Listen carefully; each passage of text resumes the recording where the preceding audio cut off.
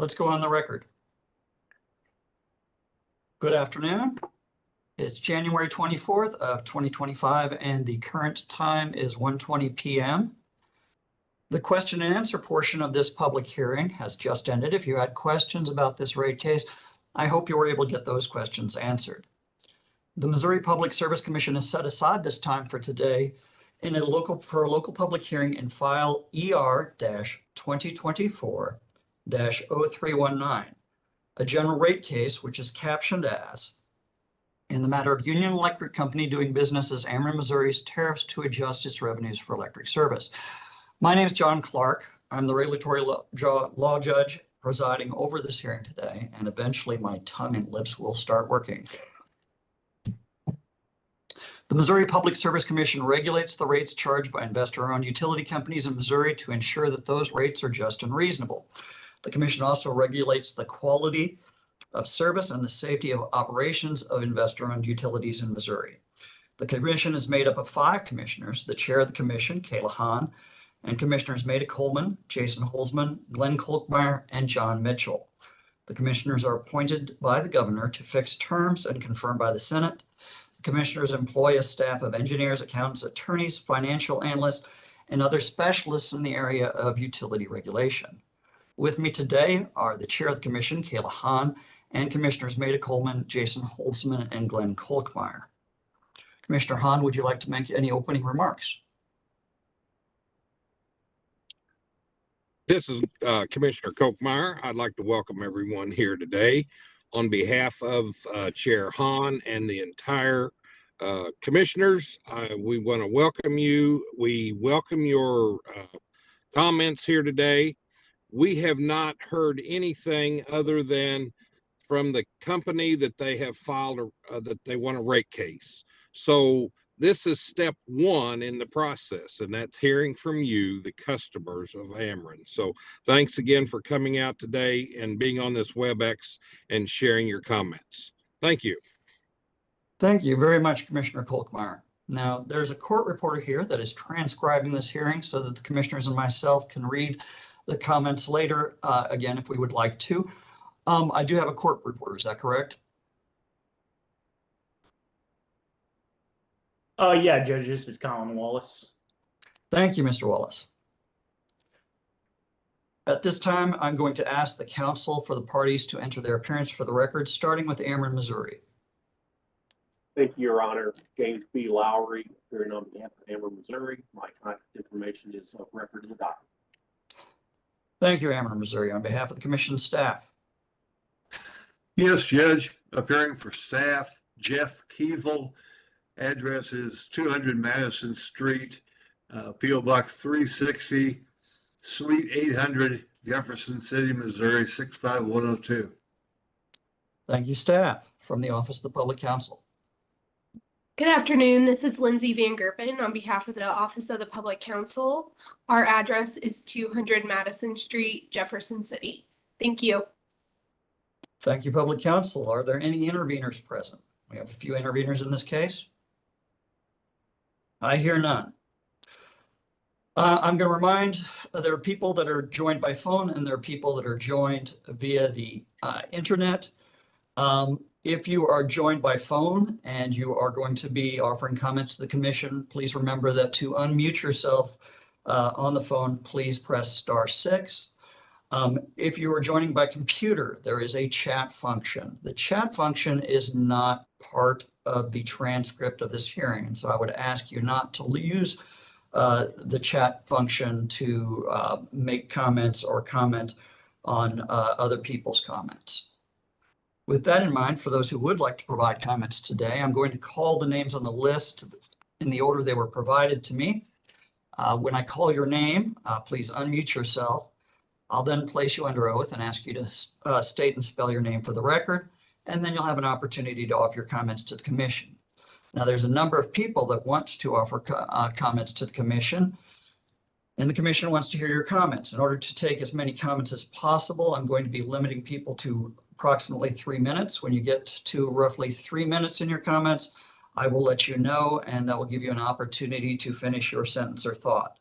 Also, after you've finished your comments, but before you remute, wait just a second. If I have any questions, or if the commissioners have any questions, or if any of the attorneys present have any questions at that time, they'll ask them. Commissioners, just anytime you want to ask a question, go ahead and ask them. If the attorneys for the parties want to ask a question, please let me know, get my attention. Now, the commissioners nor myself will be able to answer your questions today if you have any. That's what the Q&A portion was for. And that's because this is a pending case before the commission that has not been to an evidentiary hearing yet. And because it's ongoing and they haven't heard the evidence presented in this case, they can't yet answer your questions because they haven't made a decision, and they have to remain unbiased until it's time to make a decision. If you have a question, I'm going to ask that you speak to the company, that you contact the staff of the commission or the office of the public counsel. I'm also going to ask that while others are speaking, that you, again, not use the chat function, but be polite and treat everyone who's speaking here today as you would like to be treated. With that in mind, I have two lists, and then there will probably be some people at the end. I'm going to start with the list of people that I was provided in advance of the hearing. Is there a Tammy Sneaks here?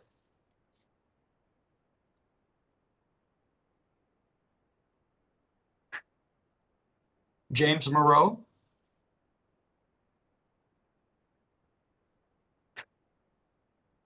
John Stagg?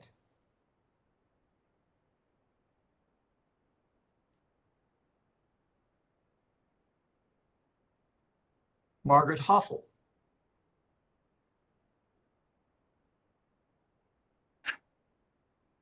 Joel Warren? And some of these people signed up days ago, so they may not have attended.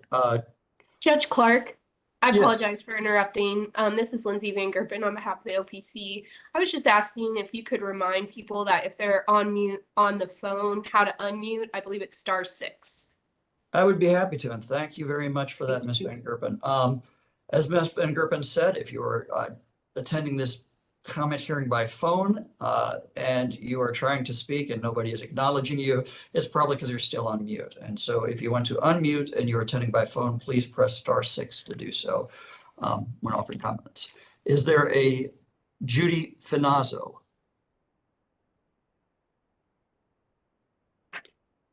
Christy Richter?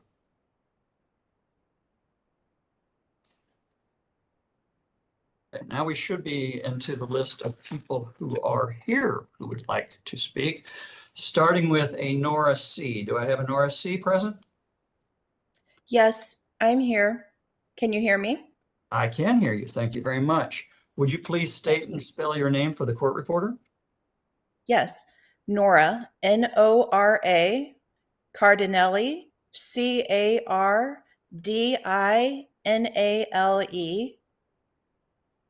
Okay, and would you raise your right hand to be sworn? Yes. Do you I don't solemnly know that swear? you can see me. I'm sorry, go ahead. My hand is raised, although you may not be able to see me. I'm gonna just take everyone's word that their hand is raised. Nobody has to turn on a camera and show me that their hand is raised, in fact. Do you solemnly swear or affirm that the comments you're about to offer to the commission are the truth? Yes. Okay, and what would you like to tell the commission about this rate request? Okay, I would like to say, first I want to address just overall the disparity between the haves and the have-nots. And so we've seen the CEO pay in the United States from 1978 to 2023 raise 1,085% in comparison to a typical citizen, which received 24% increase from 78 to 23. In 1923, the president and CEO of Ameren, Martin Lyons, he made $8.2 million. And also the senior executive vice president, CFO, Michael Moen in 2023 made $9.6 million. So earlier, the Ameren gentleman was saying that the raises at the company were 3%. but that wasn't including, that was the basic salary increase. It wasn't including the compensation from stock options. And this is just one company that's, the CEOs are making this much money. And we have, this is exploded across every industry in the United States. I also didn't list out the other top executives at Ameren and probably the $1 million compensation packages that they're receiving. So they're proposing the 17% increase, and this is coming at the time when we're all expecting our homeowners insurances to increase 15% this year or more. And food and other staples are still elevated. And now President Trump is saying it's not going to be so easy to reduce the price of eggs. So how are we all expected to pay for this, especially retired people like myself? So I would ask that you consider what is happening to the average everyday American. I feel like the balance of customer value to versus shareholder value is skewed in favor of shareholders. A large many of Ameren's shareholders are hedge funds. Meanwhile, we have to have electricity. So their benefit is coming at all of our expense. In 2023, Ameren, they paid out $662 million in stock dividends. And they're asking for more from us. And I don't know, with climate change and all of the other increases that we're to absorb, I don't know how we're going to do that. I'm going to let you know you're at 3 minutes. Thank you. I thank you for your time. Thank you very much for your comments. Kirsty Richter.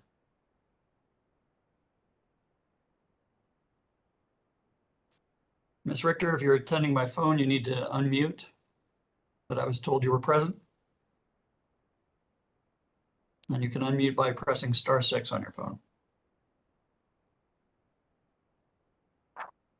Okay, we'll circle back to that. Is there a Jeff M here?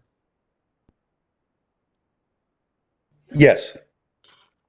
And would you please state and spell your name for the record? Jeff, Jeff, Meyer, Meier. And Mr. Meyer, would you raise your right hand to be sworn? Do you solemnly swear or affirm that the comments you're about to offer to the commission are the truth? I do. And what would you like to tell the commission today, Mr. Meyer?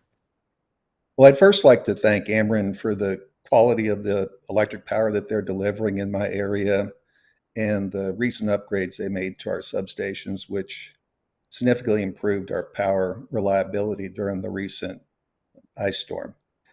As a retired chemical engineer, I do not understand why Ameren, Missouri customers are paying for the illegal plant changes at Rush Island. In the 1990s, I was involved in ensuring a major oil refinery upgrade complied with federal and state law. We knew if this was done improperly, we would not be able to operate the facility. I struggled to see how this mistake occurred in 2007 and 2010 was allowed to occur by both the state EPA, the PSC, and Ameren. In my opinion, this would require considerable levels of incompetence. Ameren and the people who made this decision should be held accountable, not the ratepayers. I also would like to see the Public Service Commission conduct a benchmarking study to evaluate how Ameren could perform closer to best-in-class electric utilities. The oil refineries that I worked for did this approximately every 5 years to make sure that we are operating as efficiently as possible in all areas. In this case, most major oil refiners participated in an anonymized study to make this happen. In the 1980s, I was involved in building an electric cogeneration plant in Oklahoma. As a refinery liaison engineer with no authority to modify the utility's behavior beyond safety concerns, it was obvious the electric utility ran up the project cost to the legal limit to increase their profits. The PSC should be closely monitoring how Ameren spends money to minimize this type of behavior. It appears to me that the proposed cost increase is too simplistic. I don't understand how each category in my bill goes up at the same rate. It would be nice if we were billed based on what things actually cost instead of applying a 15.7% increase across the board. I do not understand why Ameren, Missouri is not offering rebates for efficient HVAC, heat pump water heaters, and heat pump dryers to reduce system peak demand. Reducing system peak demand would also reduce the amount of power Ameren is purchasing out of state. It is my understanding that the out-of-state power is considerably more expensive than Ameren generation in Missouri. I'm disappointed that Ameren installed a new electric substation within 200 feet of a community water well in Lake Ozark after the problems with St. Charles Renault. And I would like to see Ameren explore clean coal to reduce customer costs in the future. Thank you. Mr. Meyer, thank you for your comments. Very succinct and very on point. Thank you. Yep. Claire Mueller. Hi. Just right quick before we start, I'm so sorry. I was just typing this in the chat. I have a friend on the call who's not able to get in, and I just tried to call myself, and it says the host has not joined the meeting, so I'm worried that the phone users are not able to hear any of this. Okay, thank you very much for letting me know. You'll hold on just a second. I'm going to see if I can do something about that.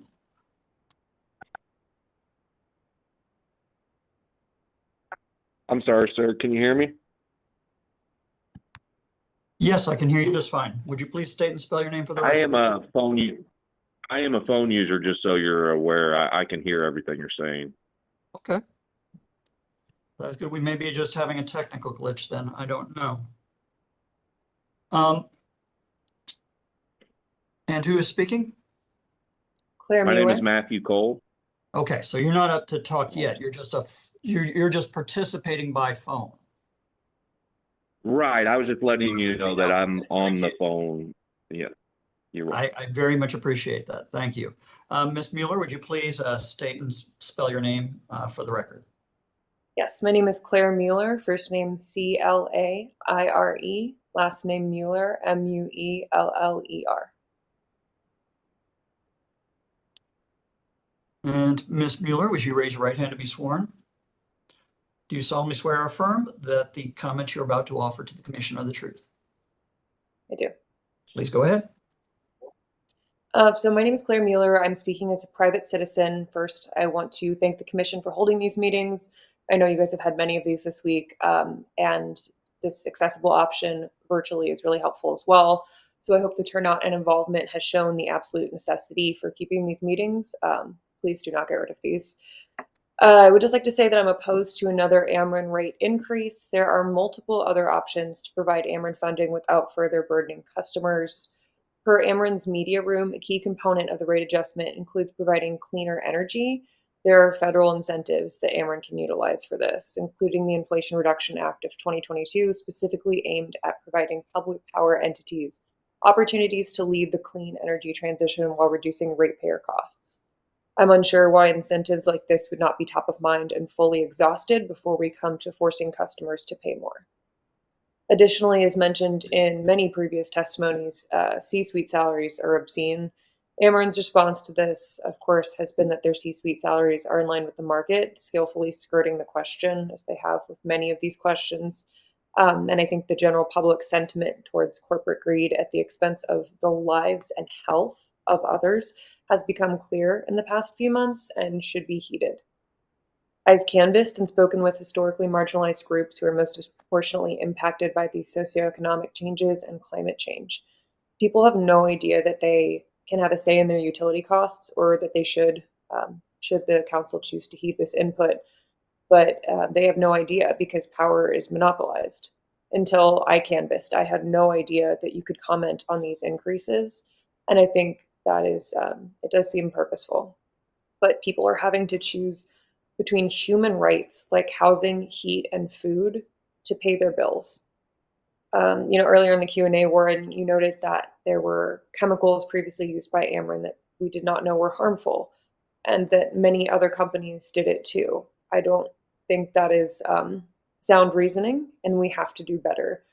We need to work harder and care more deeply to find solutions, because this rate hike will negatively impact our community and potentially unhouse people. Please connect with your humanity and understand this newest rate hike is not an appropriate answer. Thank you. Ms. Bueller, you said you were here as a private citizen, but you also indicated that you did some canvassing. Are you affiliated with any of the interveners in this case? Where may I find the interveners? I'm sorry? Where may I find the list of interveners? It would be on the commission's website, but I mean, are you part of an organization that's interested in this? I have volunteered with the Sierra Club, yes, and I've volunteered with several other local organizations based in environmental and sustainability causes. Okay, thank you so much. Ms. Mueller, thank you for your comments. Thank you. I have a Lily, no last name listed. Is there a Lily here? Yes, I'm here. Lily, would you please state and spell your name for the court reporter? It's Lily, Lillie. Last name is Clay, Clay. And Ms. Clay, would you raise your right hand to be sworn? Do you solemnly swear or affirm that the comments you're about to offer to the commission are the truth? I do. Okay, and what would you like to tell the commission today? Well, first of all, we can kind of kick this issue down the road a long time as far as today, but just wanted to get into the fact that we had some question and answers prior to coming on to the testimony part of the meeting, and we still not really getting a clear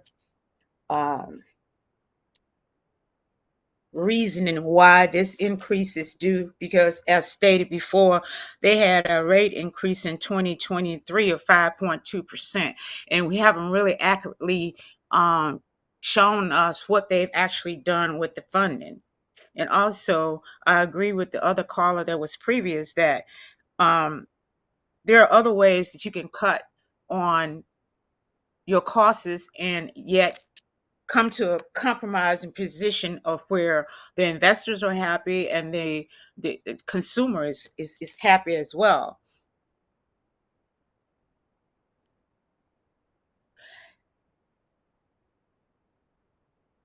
Okay, thank you for letting us know that, Ms. Clay. Well, one other thing, I just wanted to comment too that I think we're more concerned about our investors than the end user.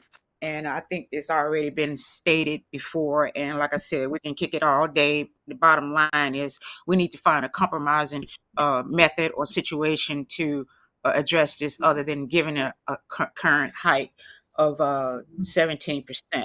And if you can do that, you can cut that price and do it over a 2-year period, or spread it out, lower the rate or no rate at all, because it's actually helping the disenfranchised people that are, include myself, that have circumstances where this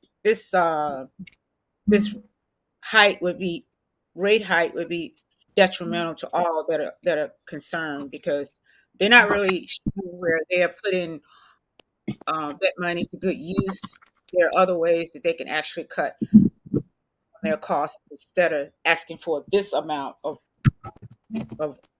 increase of 17%.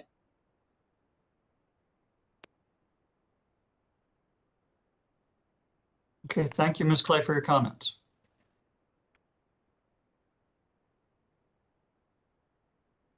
Sue Limestall.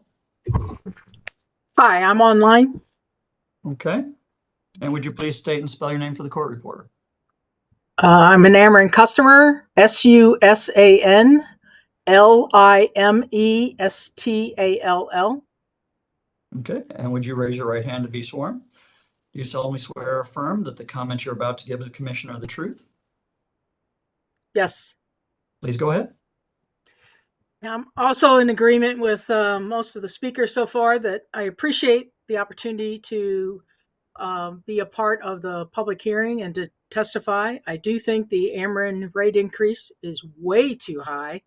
It seems like they got an increase that was finalized in July of 2023, and 11 months later, they're filing for the next one. And that's just, and it's 3 times what they received the year before. So it's just way too much money when budgets are too tight. We've got a president that now says he's going to reduce costs for everyday Americans. We'll see what comes to bear out of that campaign promise. But this is just way too much money and is too hard on the marginalized people in our society that can't afford increased groceries, increase, utility costs, and I've got city water that's gone up. I've got, natural gas company rates have gone up. It's tough. And I think they're asking way too much money. Okay. Thank you. You also make a good point. You said you agreed with some other speakers here. If it's your turn to offer comments and your comments mirror somebody else's and you want to let me know that, please do. If it will allow other people to get their comments in if we're not covering the same ground with each and every comment. Ms. Limestall, thank you for your comments to the commission.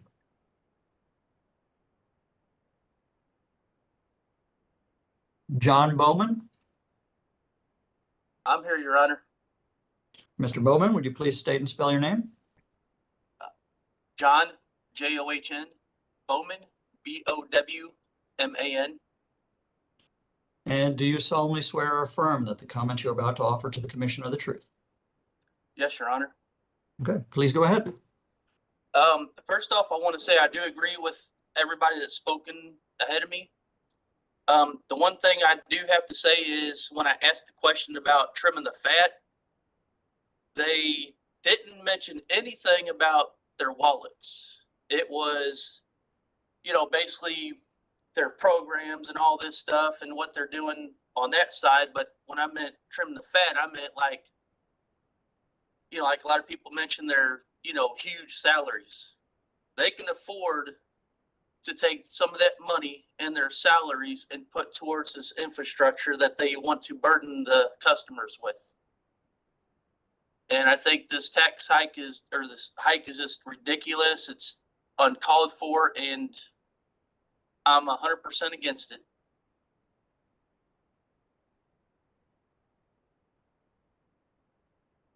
Okay, thank you, Mr. Bowman. I appreciate your comments. I have a Reverend Kevin Kosh.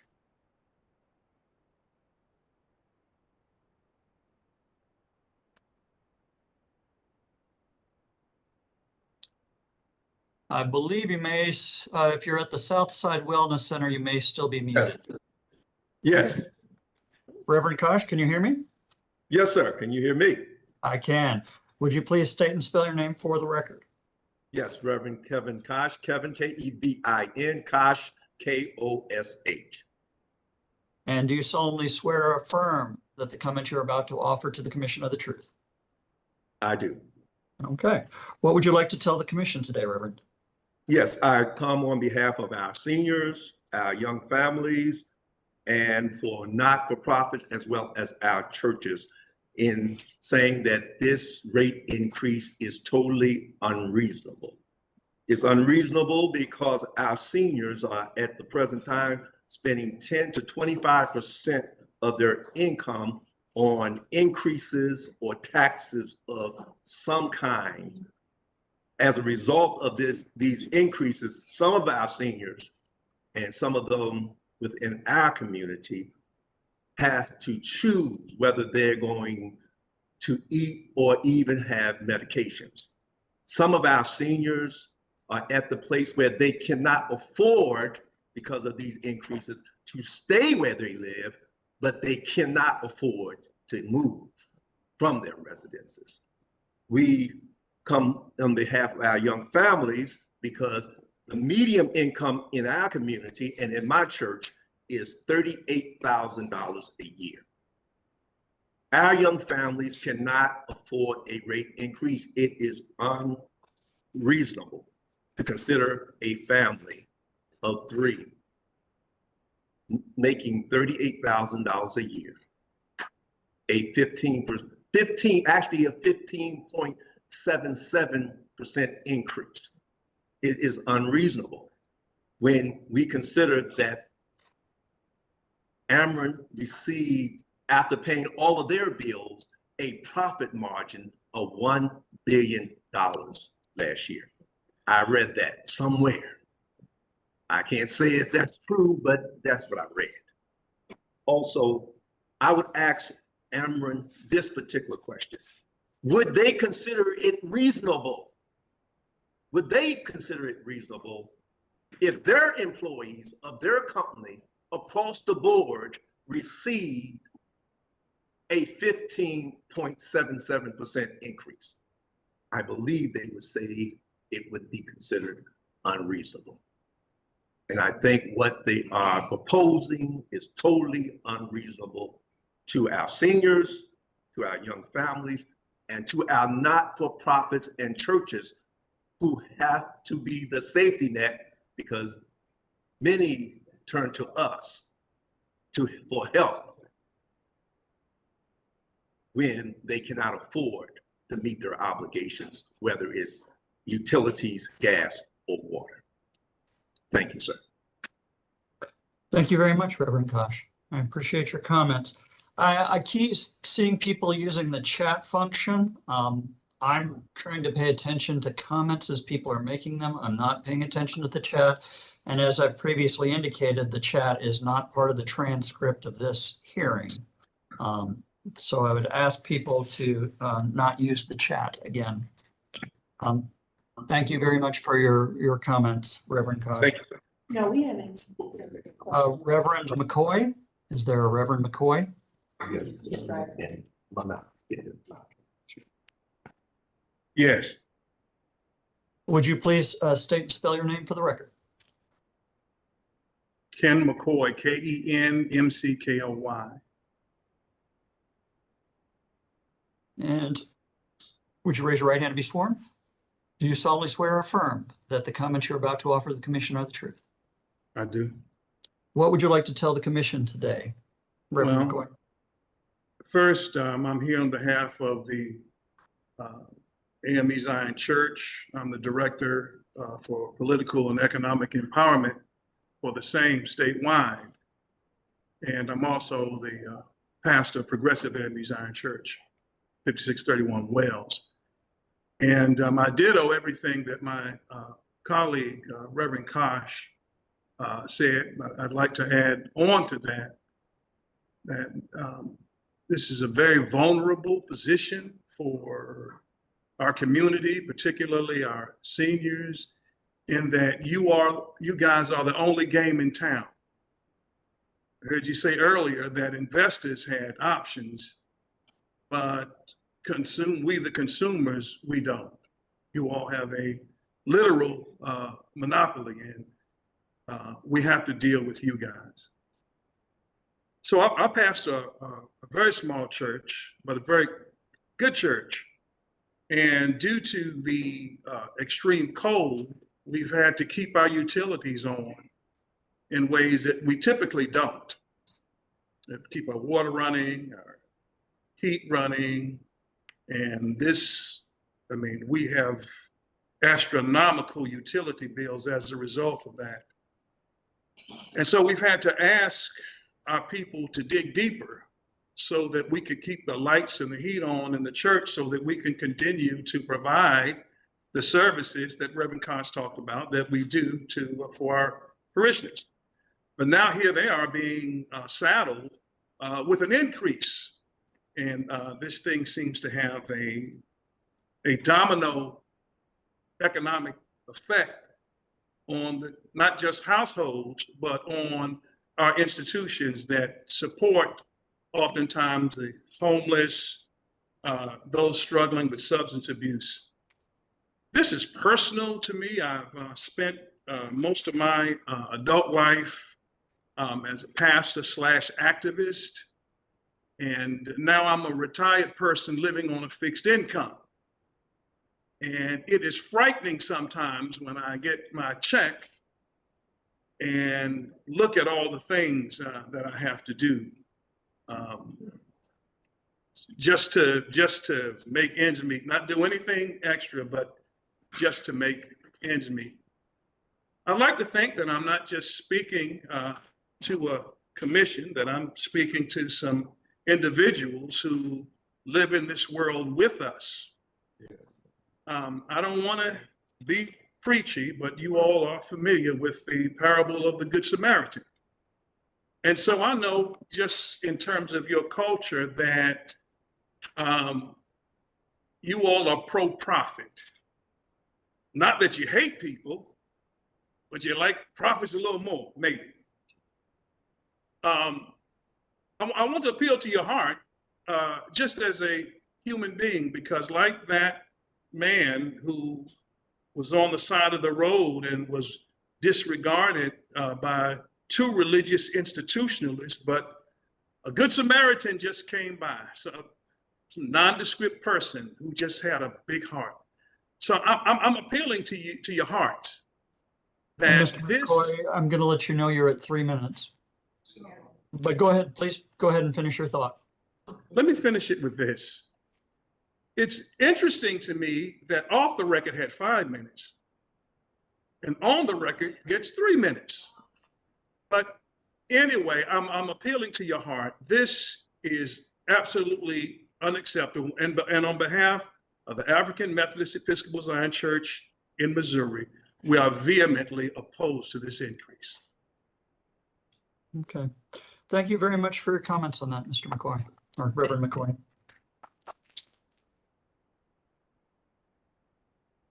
Just a second.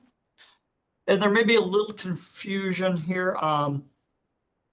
There are attorneys here from the company, from public counsel's office, and from the staff of the commission's office, and there's the commissioners in attendance.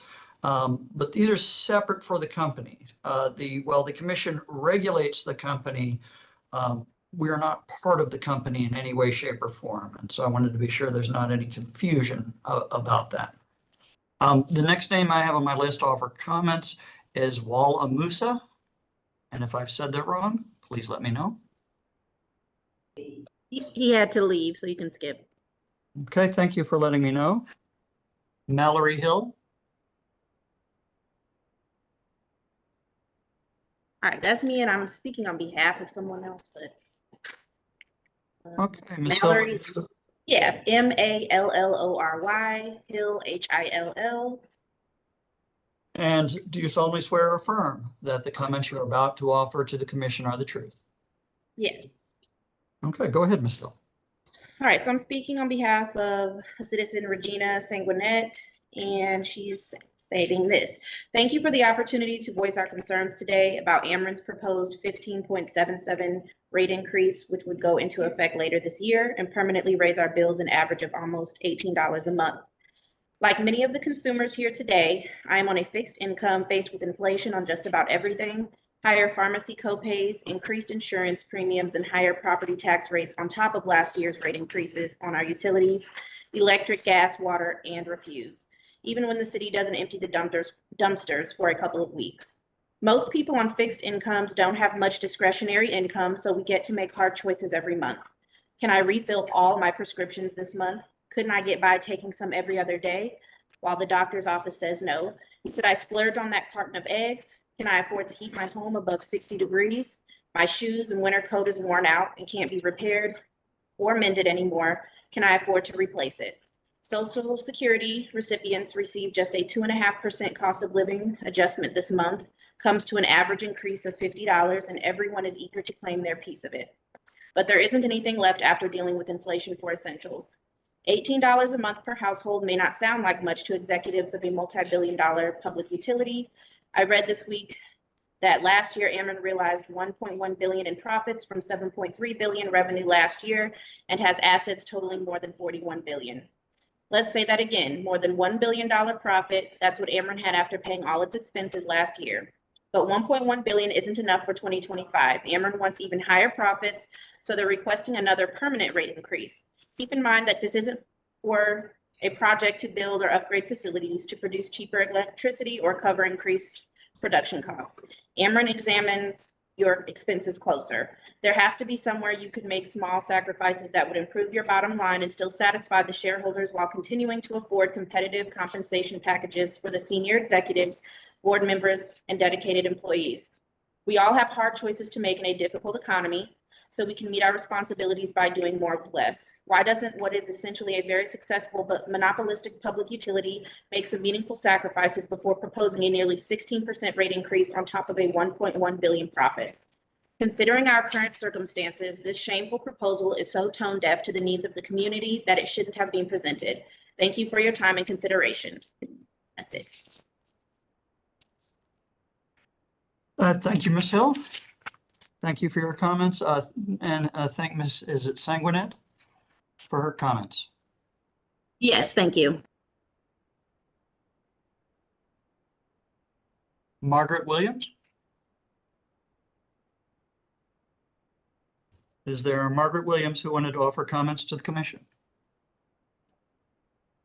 Yes, I'm trying to get off of mute. Can you hear me now? I can hear you, Ms. Williams, and I'll just remind everybody that. Can you hear me? I can hear you. Okay, all right, very good.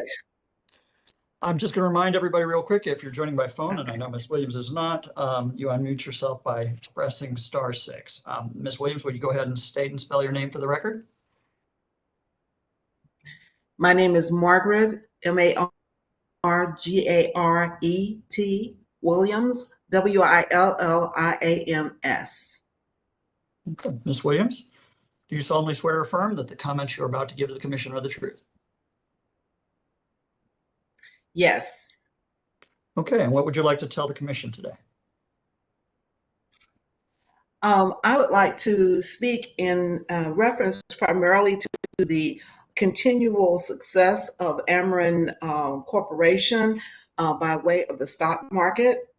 They have, as I'm looking at records here, and these particular records start as early as 1985. They have continuously been very successful in terms of increasing the value of their stock. The inflow of money from investors has been continuous. As I mentioned in the previous meeting, there are times when the stock market, as it will do, made dips, and Ameren's intake of investment funds dipped too. But it was primarily always at a time that the whole stock market was decreasing. It has continuously grown quite a bit. To illustrate what I'm talking about, in January of 2024, the cost of a share of Ameren was $70.03. They have been extremely successful in 2024. One of their highest investments, where it is, as of today, when I first started on this call, it was $93.97. As I'm speaking to you, it is now. I'm sorry, Yes. you're cutting out a little bit, and I want to be sure I hear everything. So I had down in January of 2024, the share price was 70.03 cents, but you were talking about you were talking about more recent. I didn't catch the amount that you said. Okay, I'm going to come a little bit closer to my to the speaker as well. Maybe that'll help. The microphone, rather. I don't think it was the speaker. I think it was technology, but go ahead. I'm sorry. Okay. All right. Well, when I started this call, I checked the stock value, the cost UE, and it was $93.97. Since being on this call continuously since noon, it is now $94.14. It represents the way Ameren's stocks have gone up. My purpose in mentioning this is that Ameren has been successfully able to get money to invest. And they have done that very successfully through the years with those who are Ameren. And the last dividend that Ameren gave, it was 2.85%. I'm sorry, While that dividend pretty well represents what they have done. 2.85.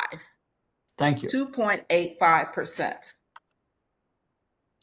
While my point in all of this is to say that Ameren has had a continuous flow of investment. On the other hand, and I won't go through what people have already said a whole lot, but the short of it is none of us have had that kind of, I should say, those of us who are marginal, those of us who are retired, those of us who live in the community that I live in St. Louis City, have had that kind of continuous increase into our salaries while we were working and now as a senior. The profits have been mentioned before. I won't go into all of the money that Ameren has had. It is difficult for me to understand any kind of reasoning for 15% increase. Struggling. They're not margins. Some people are making a decision, for example, in the summer, not to use life-saving electricity to use their air conditioning units or their system. We're talking about the difference between life and death here. If people are struggling like that, and Ameren has acknowledged that people are requesting help, it seems as if someone should be hearing that 15% is a very, very high amount of money to request of customers, when it could be that they use some of the funds through the investments that they're getting, and maybe in some kind of adjustment somewhere else in their systems, like those who are running Ameren. So I just wanted to say that. Okay, I'm sorry, I lost you that time. What did you say? I said you've gone over 3 minutes, so if you can finish your thought so that somebody else can speak. Okay. I will. I'll just say this: that it's understandable that costs have gone up because they have gone up for the average citizen, and the proportion between Ameren's profits and how their expenses have gone up compared to those of us who make a lot less does not justify 15%. It just doesn't. Okay. Thank you, Ms. Williams.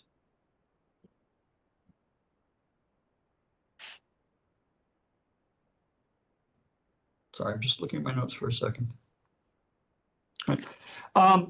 David Jackson. Is there a David Jackson present?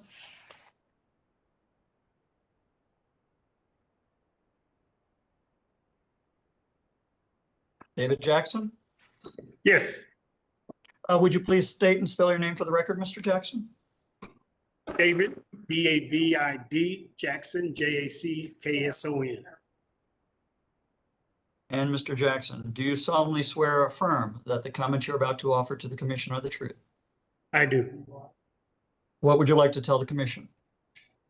One, I thank you for the opportunity to speak before you, and I stand on the support and benefit for the elderly,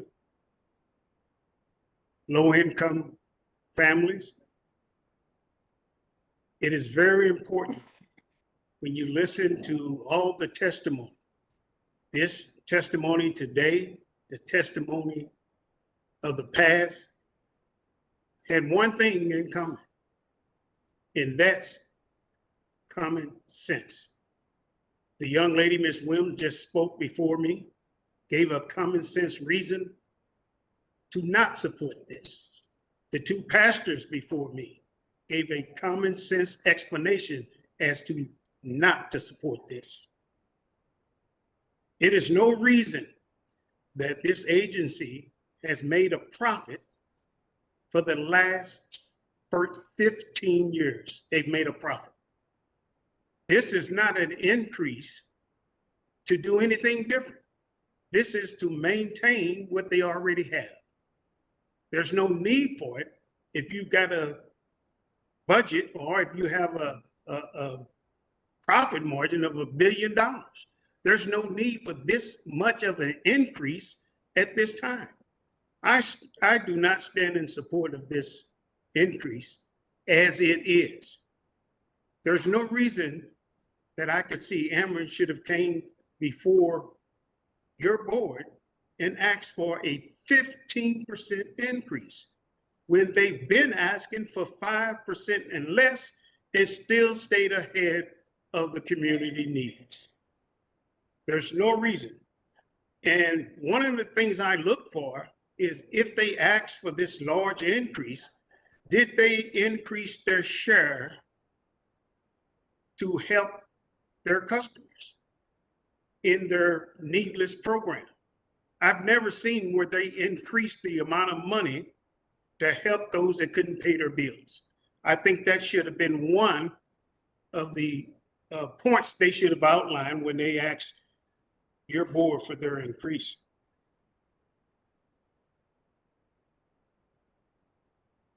As you contemplate after these testimonies and others, please ask yourself, because this regulatory board has approved every increase that Ameren came before you. All I ask is a common sense look. Why is the need for such a large increase at the present time? Why is the need for an increase at all when you're making profits every year? You're within your own budget. You're succeeding in every issue that you had with providing the customers good service. I just can't see one common sense reason to approve a 15% increase. Thank you. Thank you very much. Would it be fair to say, Mr. Jackson? I'm sorry. Yes. Right. So one of the things you said, you said that you did not hear the company say anything about increasing any programs to help people having difficulty with their utility bills, and you would like to see that increase, correct? Yes. Okay, thank you. I would have thought that would have been a top agenda anytime you come before a regulatory and ask for an increase, that you bring something to the table. I mean, you get in or you get out, but you get in. And so why wasn't that a top priority of Ameren of asking such a huge increase and not increasing their assistance to the needy? Okay, thank you, Mr. Jackson. Thank you. Thank you for clarifying that to me.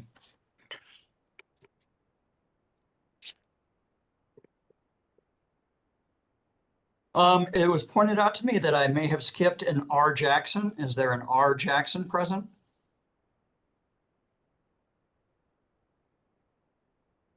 Is there an R. Jackson? See somebody talking, you may be muted, so you may want to unmute if you're muted.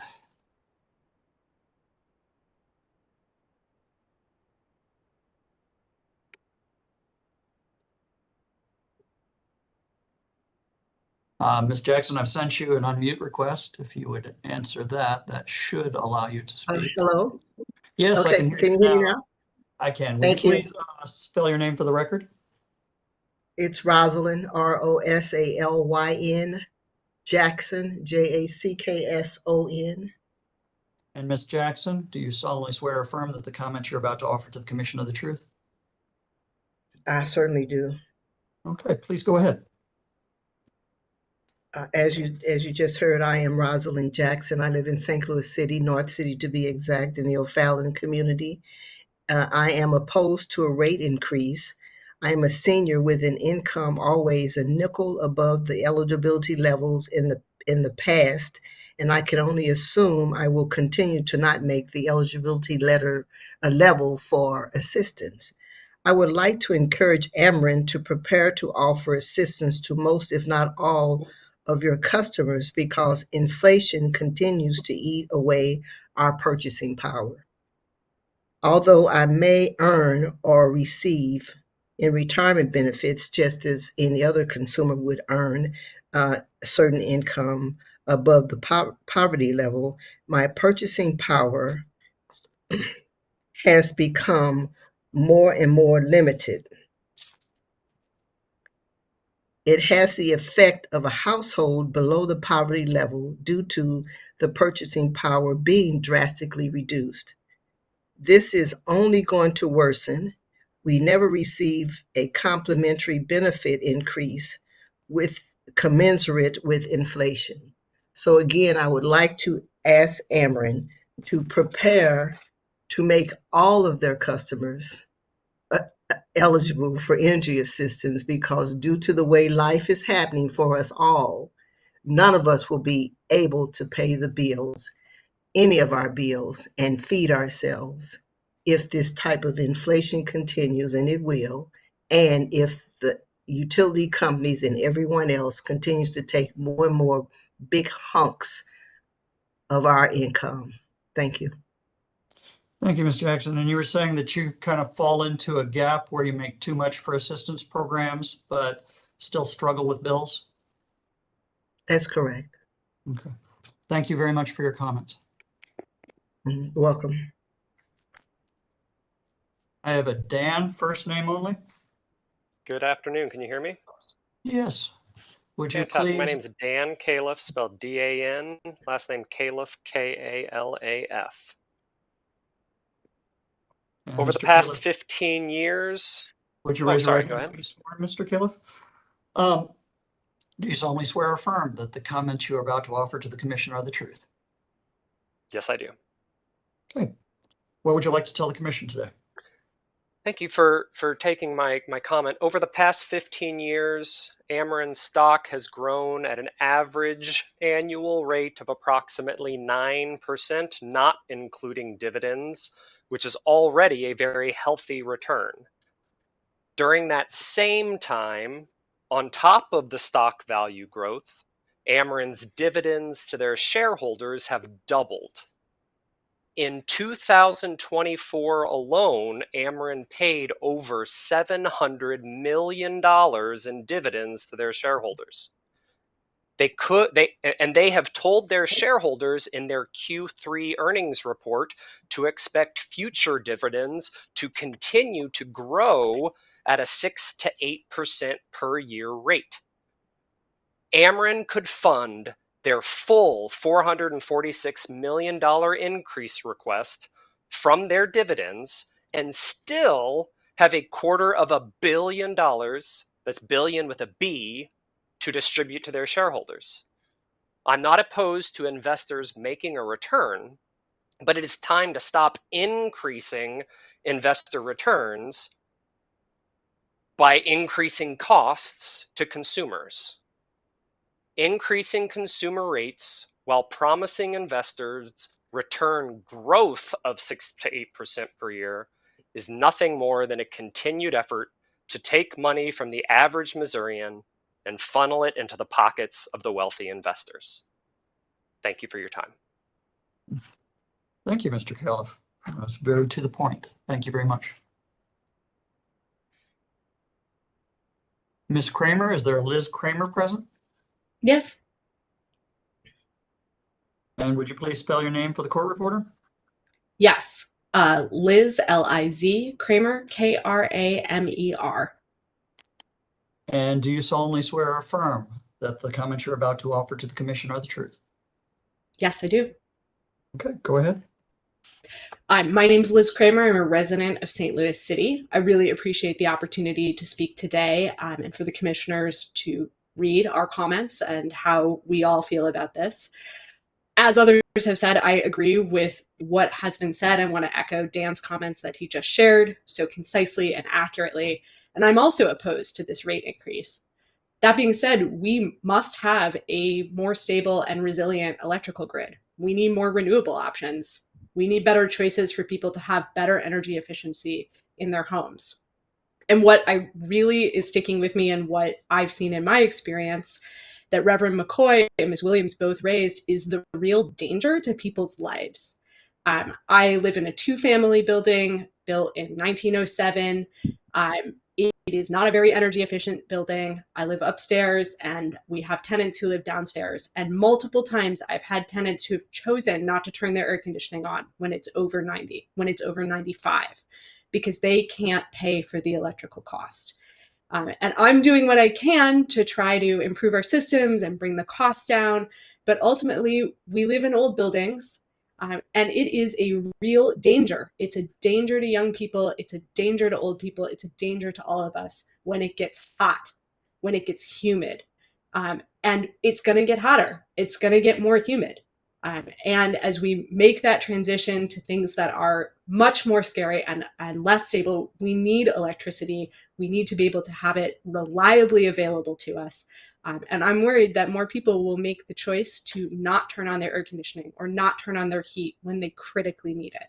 And so that's why I'm really concerned about this and why I'm opposed to the rate increase. And I'd like to see Ameren make other choices with their financial investment. Thank you. Thank you very much, Ms. Kramer.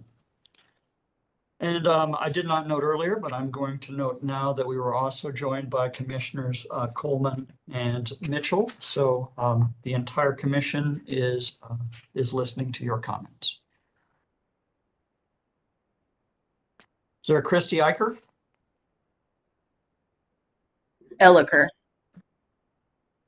I apologize. Thank you so much. Ms. Elliker, would you please state and spell your name for the court reporter? Christy, Kristi. Elliker, Eliker. And Ms. Elliker, do you solemnly swear or affirm that the comments you're about to offer to the commission are the truth? I do. Okay, please go ahead. A lot of things here have been echoed. I agree with all of them, of course.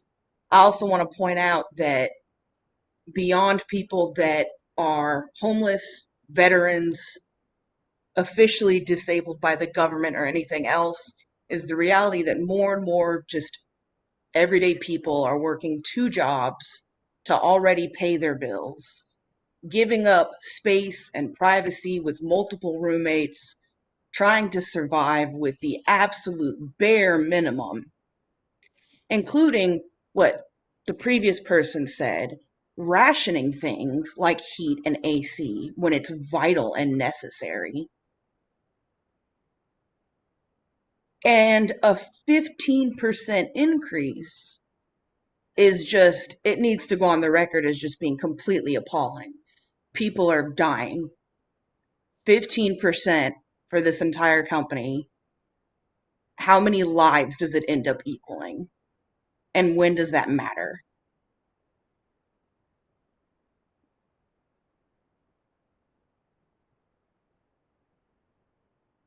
Thank you for your comments, Ms. Elliker.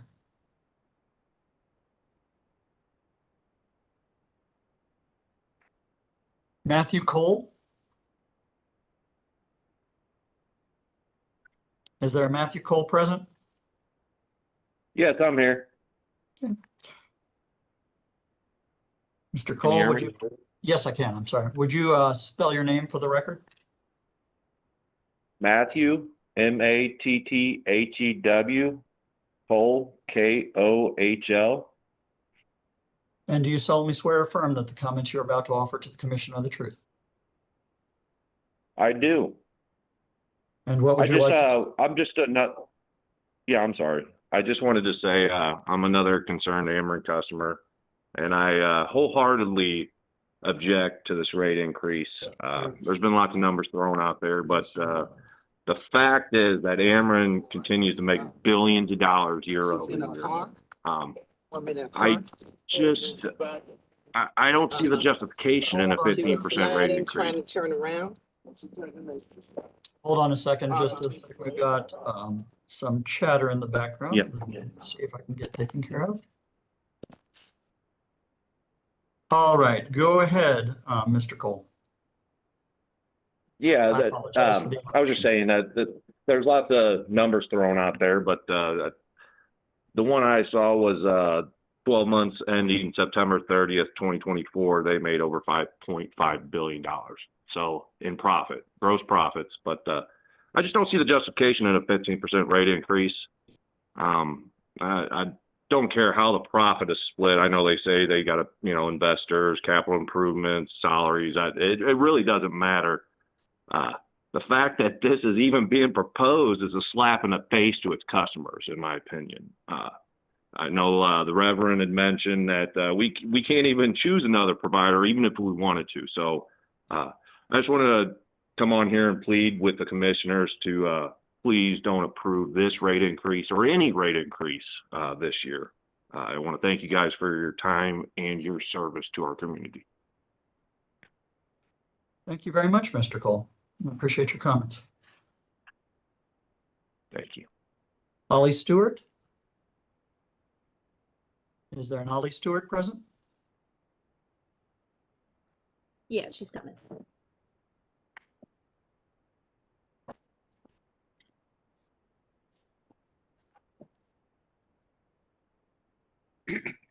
Hello, hello. Hello, Ms. Stewart. Would you please Yes. state and spell your name for the record? Olliestewart.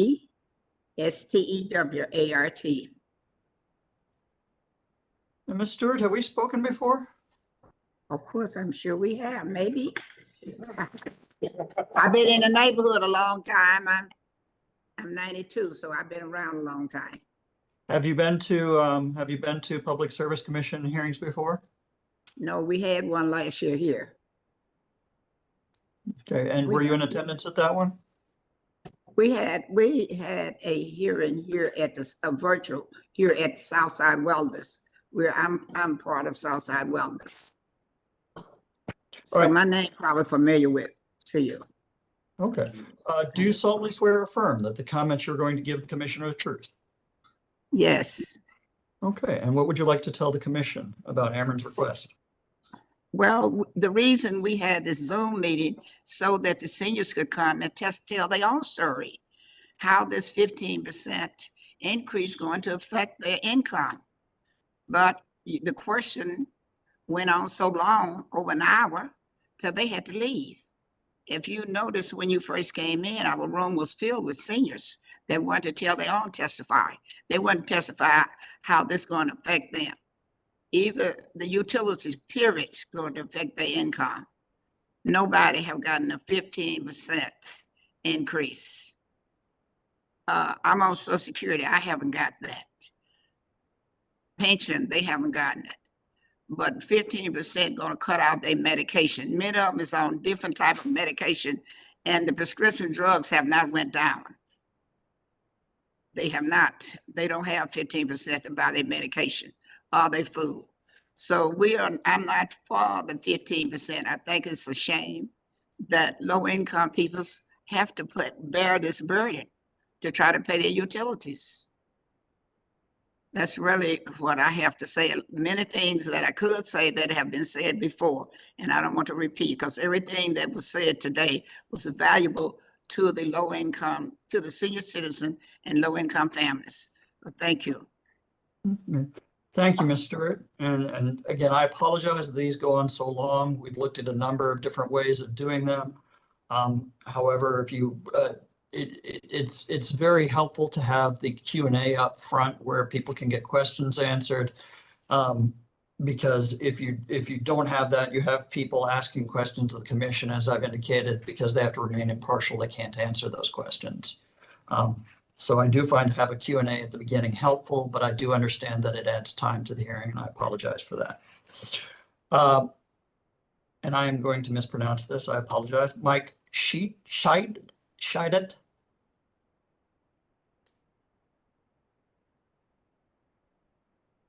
Is there a Mike? Yes, this is Mike. And how do you pronounce your last name? Scheidt. Okay. Mr. First Scheidt? name spelled M-I-K-E, last name spelled S-C-H-E-I-D-T. And do you solemnly swear or affirm that the comments you're about to offer to the commission are the truth? Yes, I do. Okay. And what would you like to tell the commission today, Mr. Scheidt? Yes, I would like to give an attaboy to you guys for holding this forum and for allowing us to voice our opinions. It's very much appreciated, and as you can tell by the comments, very much needed at this point. I think the overall question here is, how is a double-digit increase justifiable? And if it is justifiable, how is such an increase proposed, and who's to share in that?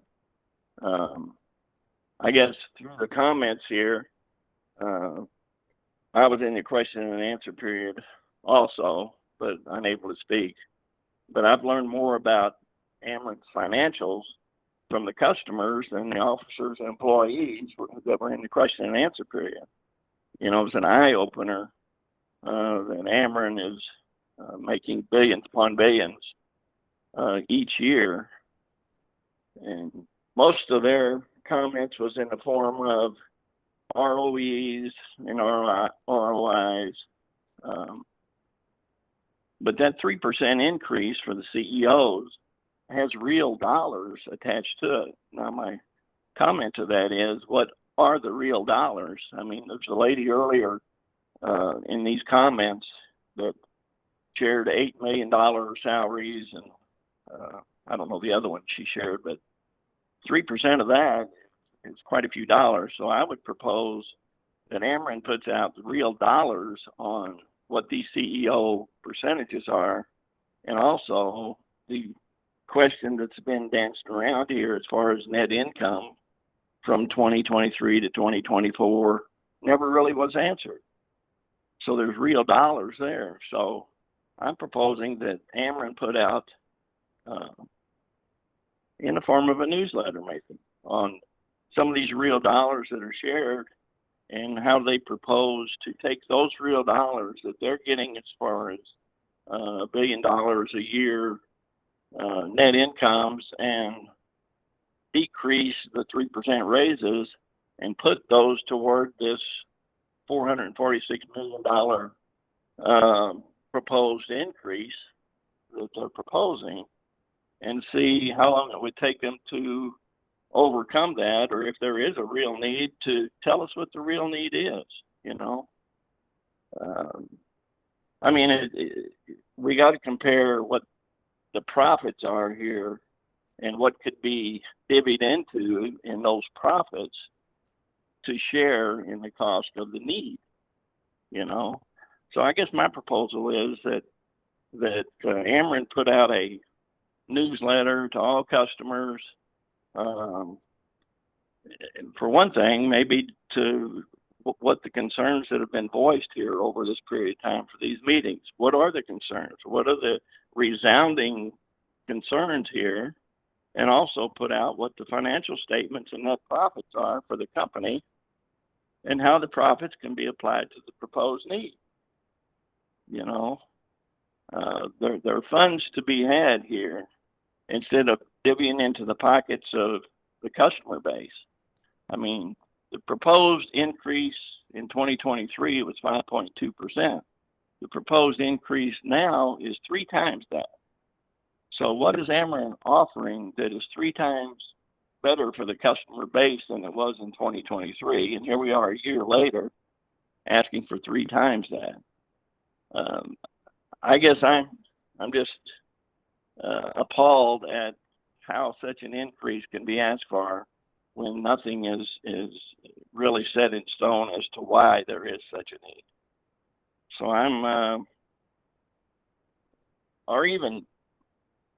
I guess I live in a county that has put a freeze, and maybe other counties in Missouri has too, put a freeze on property taxes for anybody that could apply for such a need, especially seniors, which I fall into that category.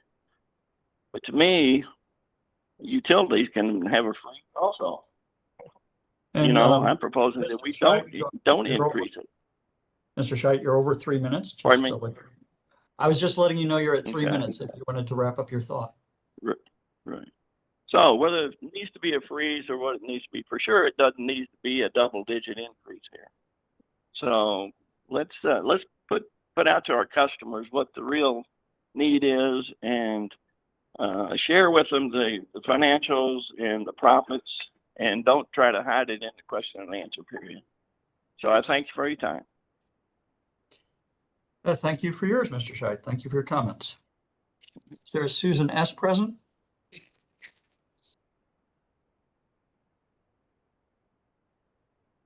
It's Susan, last name begins with S.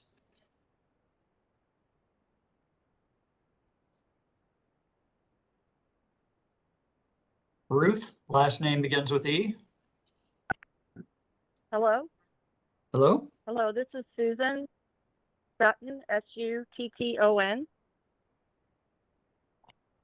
And Ms. Sutton, do Hello? you solemnly swear or affirm that the comments you're about to offer the commission are the truth? I do. Go ahead, Ms. Sutton. Okay, great. Hi. Thank you for having this today, and I 100% agree with everybody that is their testimony, especially the last gentleman who, you know, spoke about, show us your financials. Why, you know, why do you need this? I've been a customer for using Ameren since 1980, and I'm against the rate increase. And I've been serving on our community association board, our condo association, for the last 5 years. And, you know, I understand everything's going up. I mean, I see the bills that we have to pay, the electric, the water, and the trash, and the sewer. All that is included in our association fees, and it keeps going up, and people don't like it when we raise our fees, but we have to show them this is what's going on, this is what we spend, this is our bill, blah blah blah. And even though that still hurts, at least you can see it on paper. So I just really am against this. I hope the commissioners, you know, vote this down, and if anything, it should be at least cut in half. It's way, way, way too high. So you don't see And that's any, about it. It sounds like both you and the last commenter indicate that you feel there's a lack of transparency as to the reason for the increase. Sure. Yeah. Why? When it's so large. Okay. Thank you for your comments, Ms. Sutton. Okay. Thank you. And I'd called before, is there a Ruth, last name E? Ruth Erisman. Okay, Can you would hear you me? spell your name, please? Sure, it's R-U-T-H, last name E-H-R-E-S-M-A-N.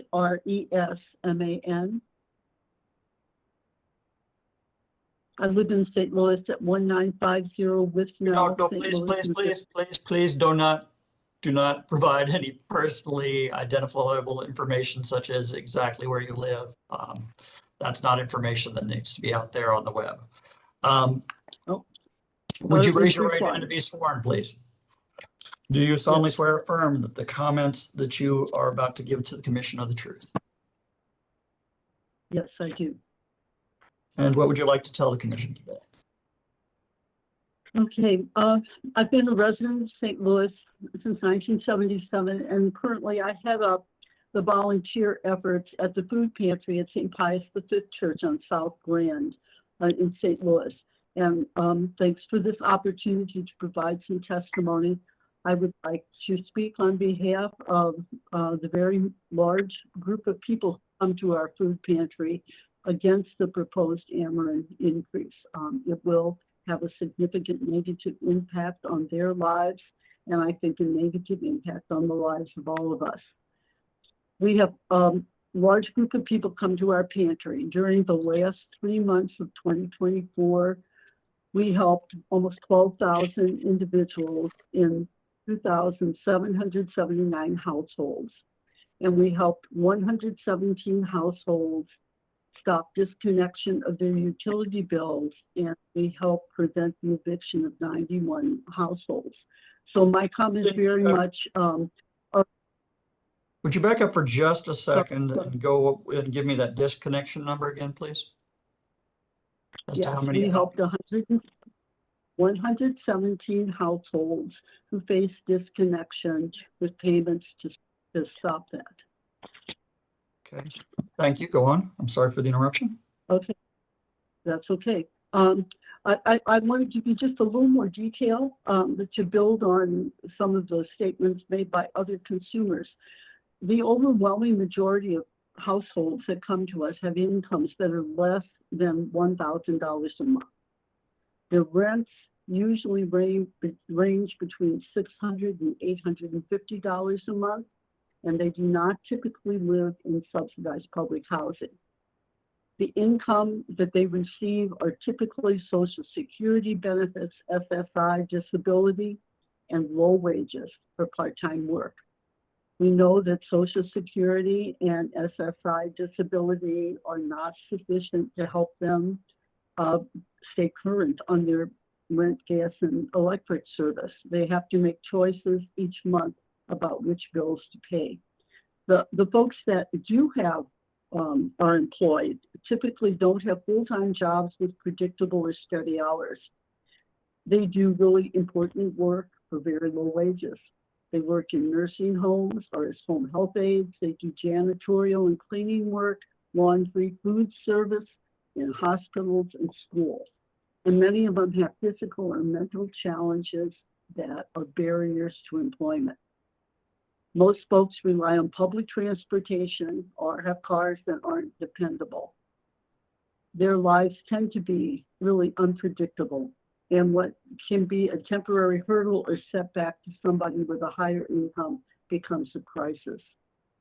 We help folks at the pantry because we know it's not healthy to live in chaos. And being evicted or having a utility disconnected is not just an inconvenience, it is a negative life event. So we know that we're just providing a Band-Aid, most times on a wound that needs a hospital stay. We need some systemic solutions that address the challenges of affordable utilities and shelter for everyone. The proposed rate increases are frightening to these folks. In the past 2 years, all of the major St. Louis area utilities have either requested rate increases or recently have implemented those. While those increases are described as modest, they are significant to the families that we serve and will be harmful and destabilize them. In turn, this destabilizes our communities, our city, and our state. We must find other solutions, and we urge you to deny Ameren's request to increase rates at this time. Again, thanks for this opportunity. Thank you so much. Thank you for your time and for your comments. You're welcome.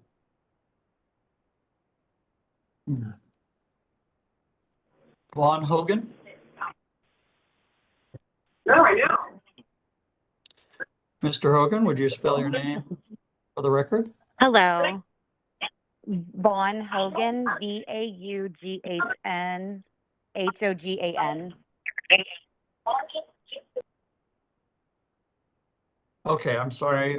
Ms. Hogan, I had to mute a background sound. Go ahead. Do you solemnly swear or affirm that the comments you're about to offer the commission are the truth?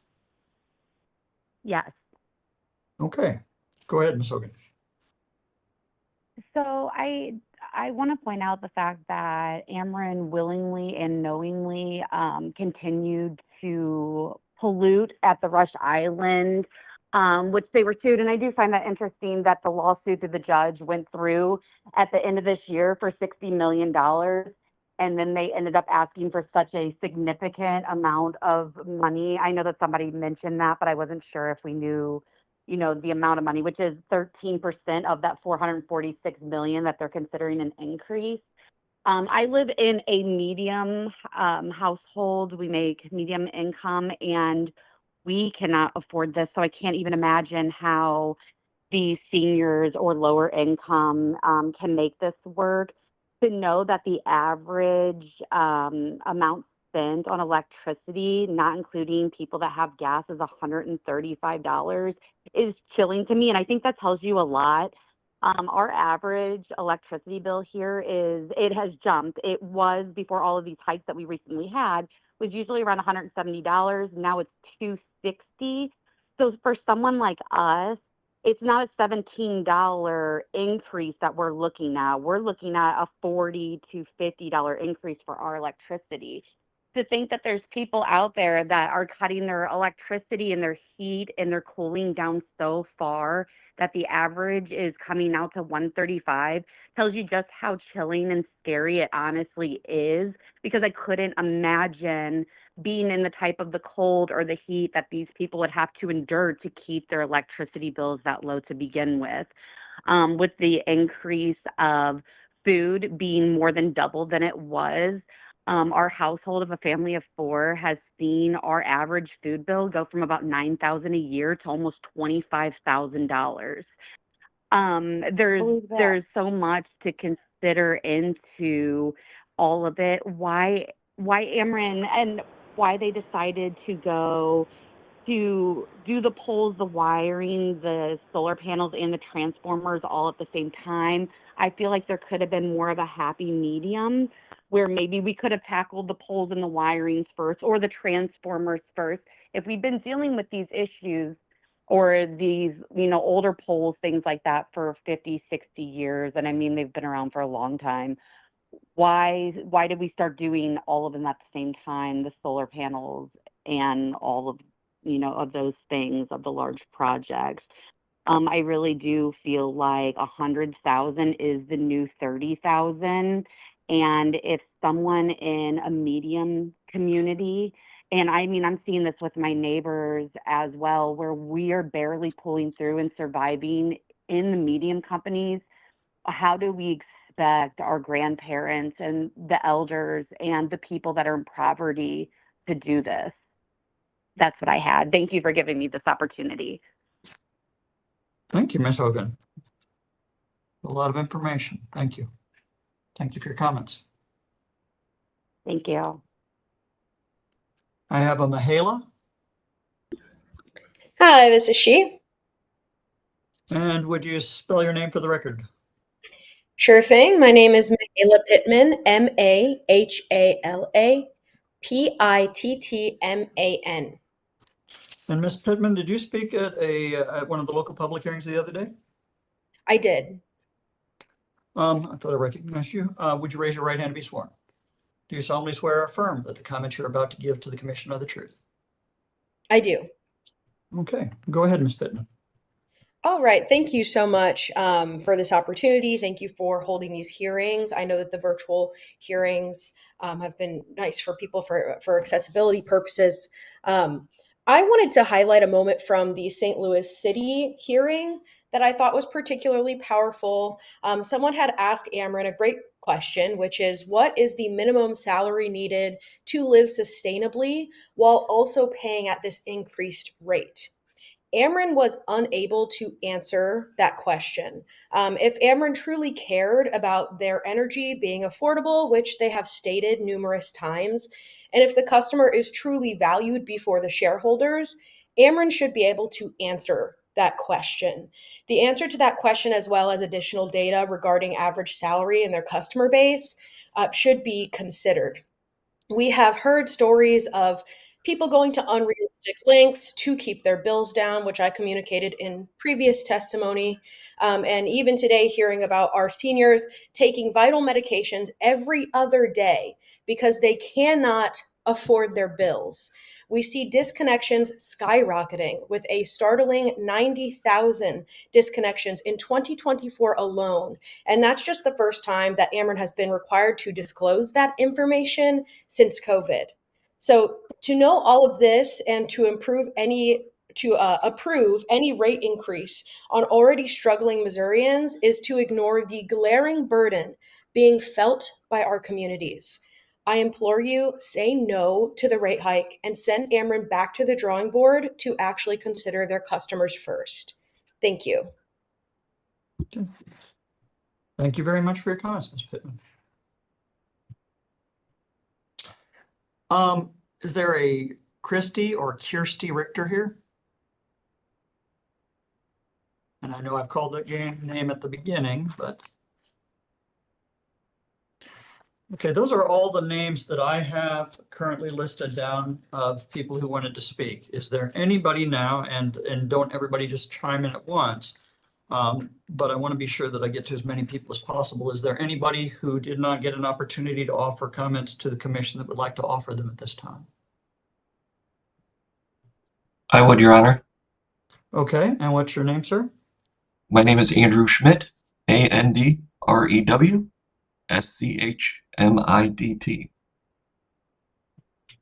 And Mr. Schmidt, you solemnly swear or affirm that the comments you're about to offer to the commission are the truth?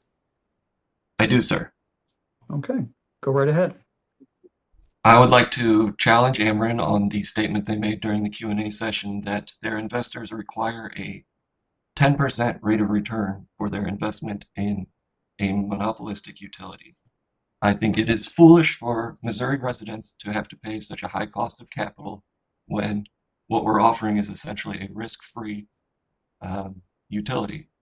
The point of investing in a utility like this is it's a safe place to put money, not a place to bleed people dry.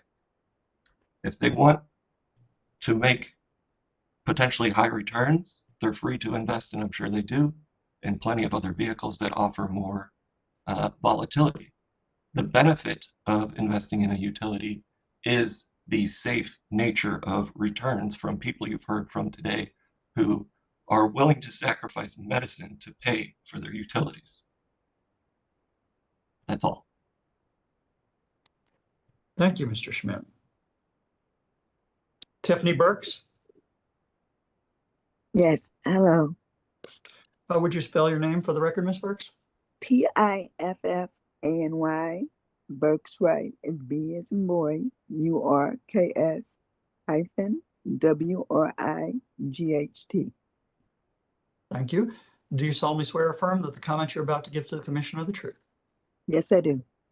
Okay, go right ahead, Ms. Burks Wright. Hi, I am thankful for this virtual meeting because I am disabled, so this is the only way that I would be able to communicate my thoughts. I do receive SSI, and I do have a son, so I'm on a fixed income. A 15% increase is extremely unheard of and very alarming. I'm already struggling to pay the rent and other utilities that's already went up.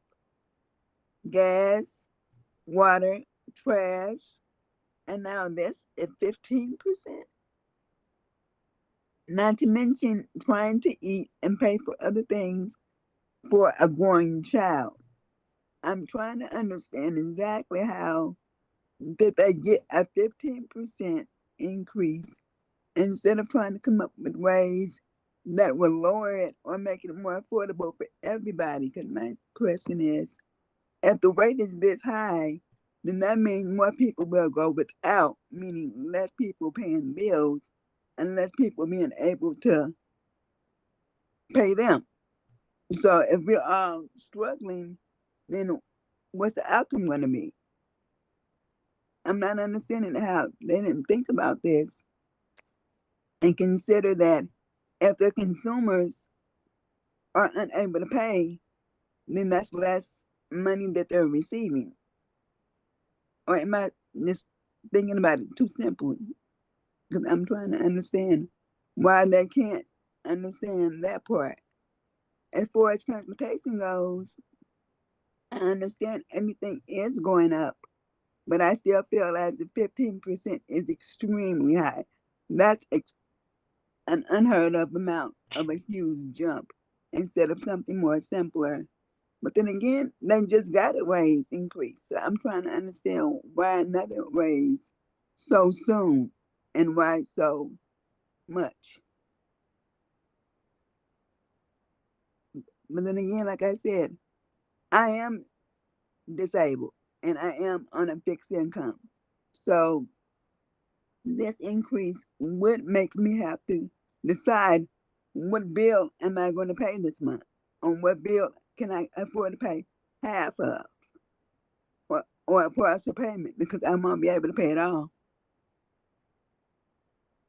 Okay, Not to correct me. mention the money, but thank you. No, thank you. Correct me, and if I've heard you wrong, but it sounded like what you said, that is if people can't afford to pay and are disconnected, that then there will be a smaller pool of people to pay the increase. And I believe, Yes, okay, and so that's, I think Reverend McCoy was talking a little bit about that when he was talking about the economic domino effect. yeah, it's the domino effect. Um, All Ms. Berkswright, thank you so much for your comments today. right, thank you. Is there anyone else who wanted to offer comments at this time? Yes, I would.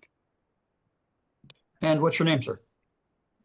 My name is Nicholas Keiholz. It's Nicholas. Last name is Keilholz. Okay, Mr. Keinholz, do you solemnly swear or affirm that the comments you're about to offer to the commission are the truth? Yes, sir. All right, go right ahead. Yes, I'm just a Missouri customer. I kind of caught on to this late as far as this rate increase, and I'm glad I was able to jump in and kind of hear, the public hearing and everything. Me personally, I'm already facing extra fees from Ameren itself due to refusing the smart meter. I live in an area where they've went around and they've installed smart meters where everybody was at work without their option to deny. Currently, Missouri has a bill on the table coming up in 2025, SB 224, which will give customers back that right and option to choose whether they want that smart meter. I was told by Ameren about 2 weeks ago in a message that they were going to shut my power off in 3 days if I did not call them to have smart meter installed, that I was the last resident in my area code of 65024 that does not have the smart meter. So I called them and they told me my option was to put in the I think it's a non-dial meter, which is the other option than the smart meter. And they told me that I'll have to pay a $90 installation fee plus $40 a month on top of that.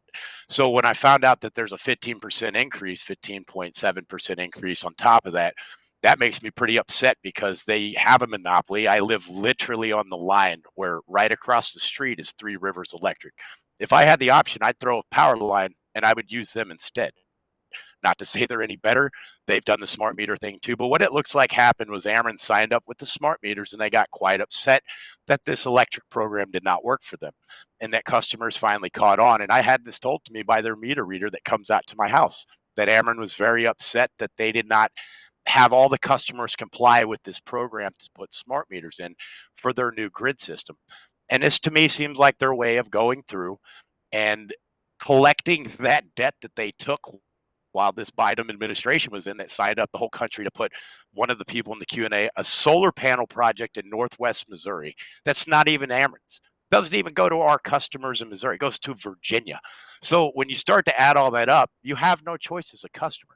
Now, I messaged them. The bill has not passed. So for anybody that has a smart meter, keep an eye on SB 224 because later this year, hopefully soon, it'll pass to where we don't have to pay. I'm paying $40 a month for a meter reader to come up my driveway when she told me she can sit on my road and read my meter. But because all the smart meters are the new program, I'm an outcast. I'm going to be charged extra dollars. So for everybody getting the $18 extra, I'm paying now will be close to $60 extra a month on top of my like $300 bill in a trailer that I live in. So I am with everybody. I think this is ridiculous that Ameren would even propose this, especially the fact that they don't even have to worry about the same cost. And that is because they are all making plenty of money, whereas we have zero choice. I'm a veteran. I live on a fixed income as a retired veteran, and I don't have a choice. And like I said, I personally live right on the line, feet away from where I could hook into another electric company. And I don't know what availability that is, but just wanted to bring that out, that I don't know how many people were threatened by Ameren to have their power shut off because they refused the smart meter, that if you go on the WHO has zero human testing done on it to say whether it's good or not for your health. And I just wanted to kind of give my comments that they're also taxing me a fee until that bill passes. Then they're going to charge anyone with the smart meter $90 to remove the smart meter if they so choose. So just more fees, more this and that. Most people had them installed without their option while they were at work. So thank you for your time. I just wanted to give my comments. Thank you very much for your comments, Mr. Keinholz, and also thank you very much for your service. Appreciate that. Thank you, sir. Is there anybody else who wanted to offer comments to the commission at this time? Okay. I would like to. Oh, I didn't mean to miss anyone. Would you please state and spell your name for the record? Say that again, please. Jade Harmon. Jade Okay. Harmon. JADEHARMON.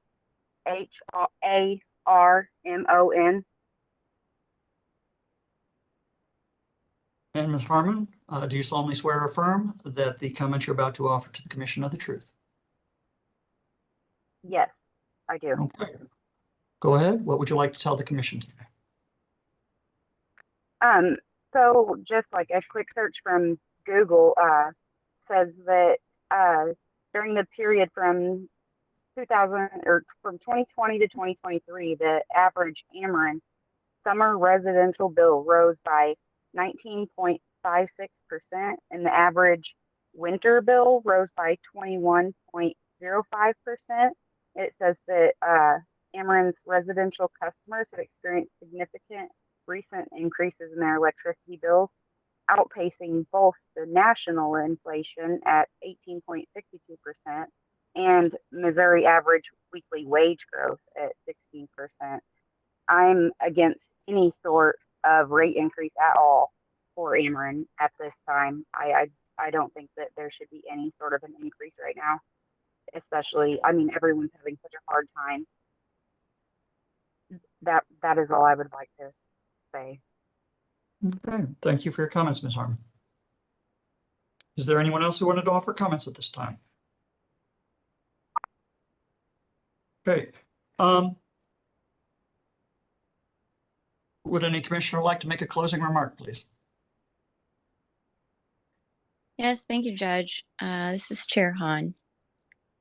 Just want to let everyone know how helpful it is for them to spend their time telling us their experiences and their thoughts about the pending rate case.